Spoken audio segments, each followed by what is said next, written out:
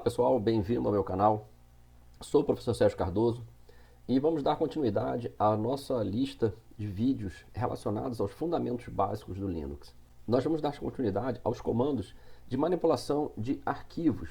Mais especificamente, nós vamos falar agora sobre a parte relacionada à visualização, buscas de arquivos.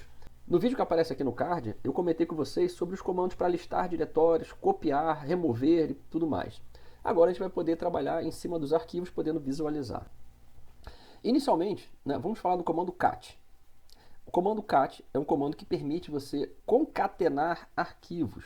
Concatenar, eu quero dizer que eu vou jogar esse arquivo, vou fazer com que o conteúdo desse arquivo ele seja visualizado na saída padrão, que é a standard out, que é o terminal. Então, por exemplo, o comando cat/etc host.conf ele mostra na tela a saída da saída do arquivo host.conf.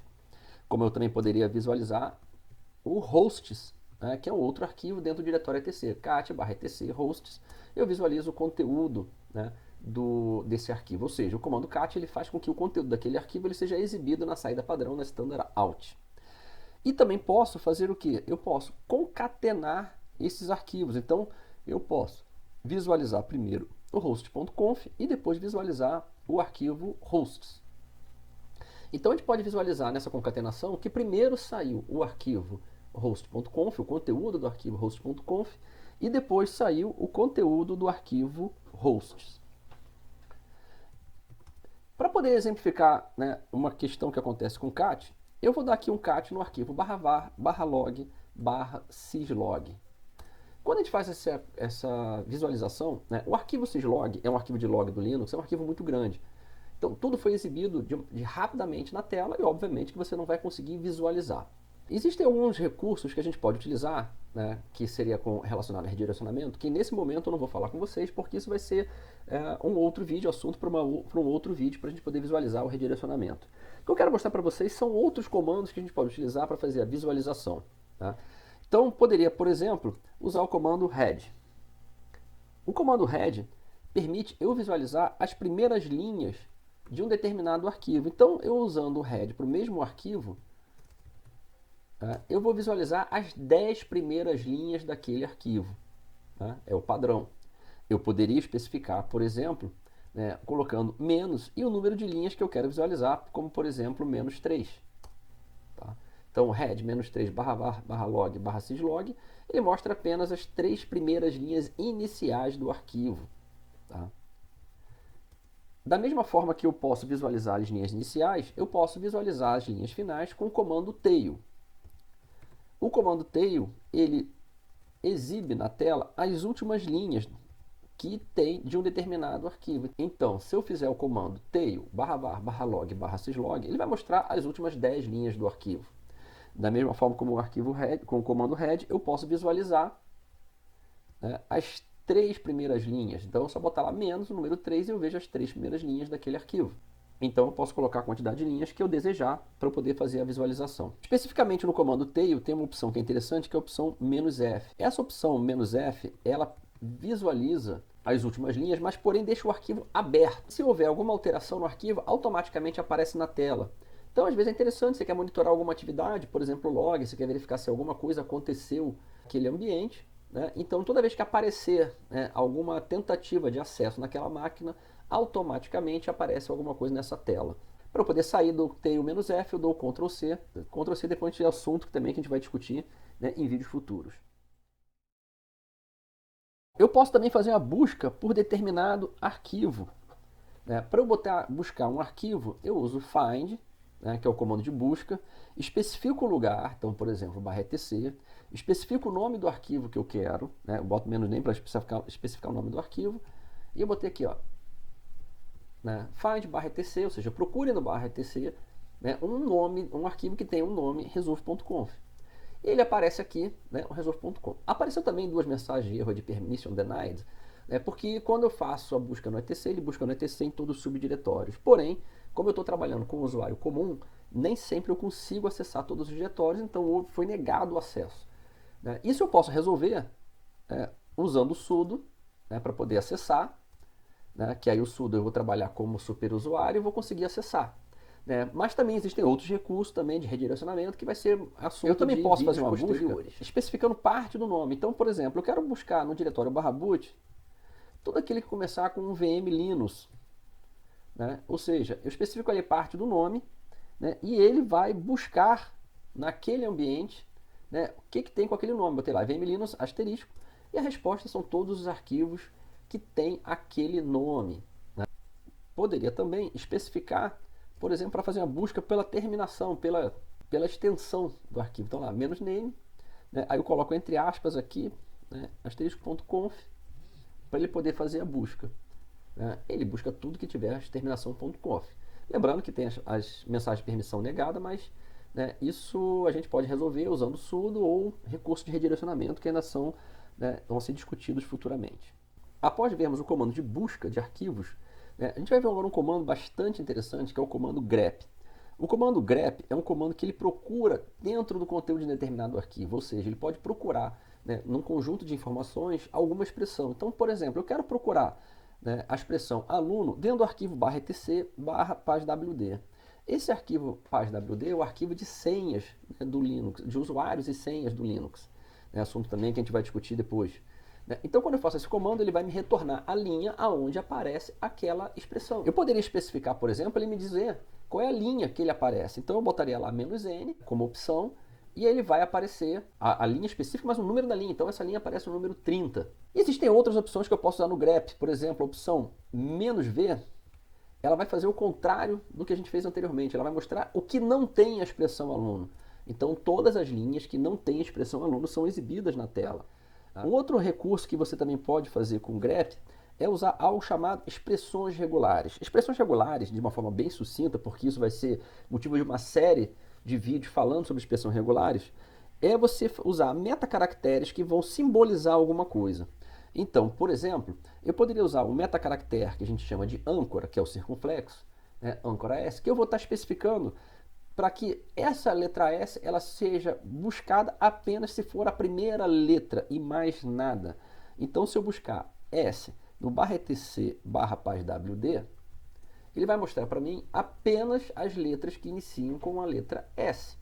Poderia combinar com algumas expressões, como por exemplo, lá o "-n", que ele vai mostrar, né, o número das linhas que começam com a letra S. Então, a linha 4, 5, 19, 20, 21 e 29.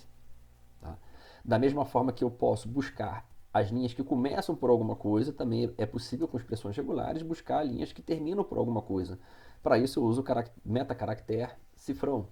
Então, fazendo a busca no mesmo arquivo, né, paswd com as linhas que terminam com a letra H, né, usando cifrão, eu vou saber que são essas duas linhas, né, que terminam com a letra H. Então, é muito interessante o uso de expressões regulares, né? Então, em breve teremos lá uma nova série sobre expressões regulares que vocês vão poder visualizar o potencial de uso de expressões regulares. Bom, agora vamos falar sobre um comando para a gente criar atalhos, né? O comando para criar atalhos é o comando ln. Nós temos no Linux dois atalhos, dois tipos de atalhos. A gente chama de soft link, o link simbólico, e o hard link. É muito comum a gente usar o link simbólico. O hard link é um pouquinho mais difícil, né? Um pouquinho menos usado, mas o link simbólico é largamente utilizado. Como é que você faz o link simbólico? Usando a opção "-s". O link simbólico, né, seria usando o comando ln-s, usaria ln-s /tc host, que é o alvo, atalho, que é o nome do atalho. Pronto. Dando um ls-l, né, a gente pode visualizar que aparece ali o atalho apontando para tc hosts. Né, e aparecendo ali uma primeira letra ali, o L, que indicando que aquilo ali é um link simbólico.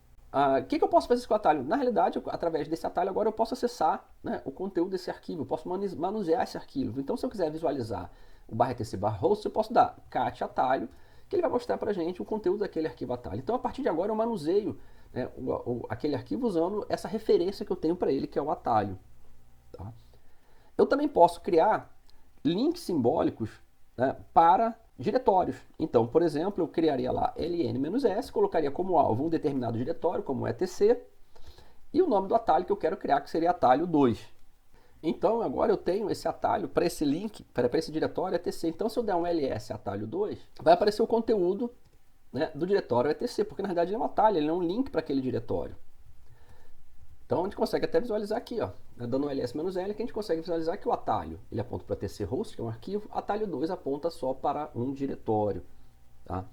Caso eu queira, né, remover um determinado link, eu posso usar o comando, né, unlink atalho 2, ou dar um RM no atalho 2, também ele apagaria o atalho 2, né? Lembrando que eu posso apagar o atalho que não vai afetar em nada, né, o arquivo ou o diretório original. Então, no unlink atalho 2, eu agora, né, eu tenho, tirei o atalho, só tenho o atalho 2, só tenho o atalho aqui configurado. Agora vamos ver a ideia do link hard link, né? O hard link, você acessa através só do comando ln, né? Então eu fiz lá ln test3 atalho. Então da mesma forma, né? Eu estou criando, dando o alvo e depois dando o nome do atalho que eu quero criar, vou chamar aqui de atalho 2. Pronto. Quando eu dou um ls-l, a gente vê que o atalho 2 ele existe, mas não, né, aparece como um atalho, não aparece essa seta, não aparece como se fosse um arquivo regular. Isso acontece porque quando eu crio um hard link, na realidade o que ele está fazendo é criando um arquivo usando o mesmo inode que o arquivo original, que o alvo, ele também possui. Inode é a estrutura de arquivos que o Linux utiliza para armazenar as informações. Então, se eu usar o comando ls-i, né, ele permite visualizar os arquivos e o inode que ele está ocupando. Então, a gente consegue visualizar que o arquivo test3 ele está no inode 810.183 e o atalho 2 também. Então, os dois referenciam o mesmo espaço em disco. Né? Na realidade, é como se existissem dois arquivos, mas os dois arquivos usassem o mesmo lugar. Tá? Eu posso também fazer essa visualização, né, através do comando stat. O comando stat ele visualiza propriedades, né, de determinado arquivo. Então, se eu fizer aqui um stat test3, ele aparece informações como data de acesso, modificação, né, permissões, e aparece aqui o inode. Então, o inode 810.183, e se eu der o stat do atalho 2, ele vai aparecer lá o mesmo inode, 810.183. Né? Então, comparando agora com, né, o atalho que a gente já criei anteriormente, que é do link simbólico, a gente pode ver que o atalho ele usa um inode diferente, que é 810.185, enquanto que o atalho 2 usa o mesmo do teste 3. Da mesma forma, com o comando stat, eu posso visualizar as informações do link simbólico, atalho, né? Então está lá usando o inode 810.185, enquanto que o teste 3 usa outro inode e o atalho 2 usa o mesmo inode. Bom, nesse vídeo nós visualizamos os comandos relacionados à visualização de arquivos no Linux, como também para fazer busca de arquivos, busca dentro de arquivos e criação de links. Espero para vocês no próximo vídeo e bons estudos e bom trabalho para todos vocês. Não se esqueçam de se inscrever no canal, ativar o sininho para que vocês sejam notificados, né, sobre novos vídeos e até a próxima.